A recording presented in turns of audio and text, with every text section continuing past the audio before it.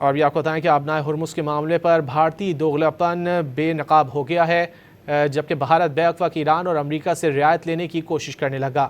خبر رساں ادارے رائٹرز کے مطابق بھارتی اور ایرانی وزراء خارجہ کے درمیان گفتگو میں امریکہ کی ایران پر جارحیت کو تنقید کا نشانہ بنایا گیا۔ ایرانی موقف کے مطابق خطے میں پیدا ہونے والی کشیدگی اور درپیش خطرات کے پیچھے امریکی پالیسیوں کا کردار نمایاں ہے۔ اس ہی رابطے کے دوران بھارتی ذرائع نے دعویٰ کیا ہے کہ ایران نے بھارت کو تیل بردار جہاز آبنائے ہرمز سے گزرنے کی اجازت بھی دی۔ ایران کی جانب سے اس قسم کے کسی باضابطہ معاہدے کی تصدیق نہیں کی گئی۔ ماہرین کا کہنا ہے کہ ایک طرف بھارت امریکہ اور اسرائیل کے ساتھ کھڑا ہے، جبکہ دوسری طرف اپنے مفادات کے لیے ایران کے امریکہ مخالف بیانیے کا حامی نظر آتا ہے۔ اور بھی آپ کو بتائیں کہ آبنائے ہرمز کے معاملے پر بھارتی دوغلاپن بے نقاب ہو گیا ہے، جبکہ بھارت بیک وقت ایران اور امریکہ سے رعایت لینے کی کوشش کرنے لگا۔